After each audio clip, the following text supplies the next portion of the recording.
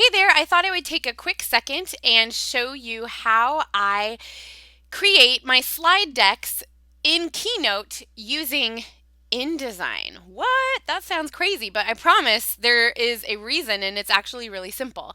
So I design my slides in InDesign just like I would do if I'm designing a wedding album or something like that.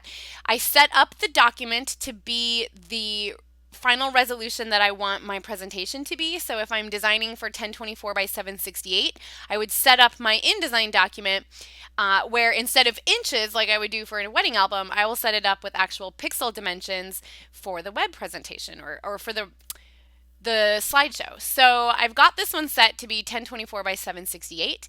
And when I'm done with my slide deck, so here's the slide deck. When I'm done with that, then I would just go ahead and export this whole presentation as JPEGs.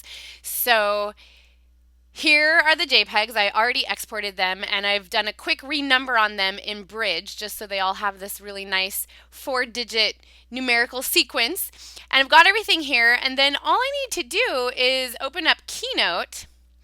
And I'm going to make a new Keynote presentation. So this is a new one, and I've set it to the same resolution settings that I built my InDesign document. So in this case, 1024 by 768. And all I have to do then is go to Bridge and do Command or Control A to select every slide. And I'm just going to drag it across, and I'm going to position it on this sidebar in the navigator panel of Keynote. And it's important that I want these to be up here. So you see that little blue arrow that moves as I do this? I want to make it up there on the top.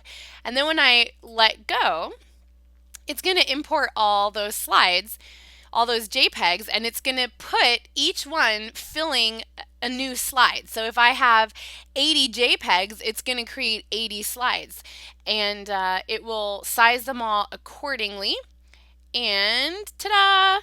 There you have it. So here's my presentation, and then all I would need to do is save it.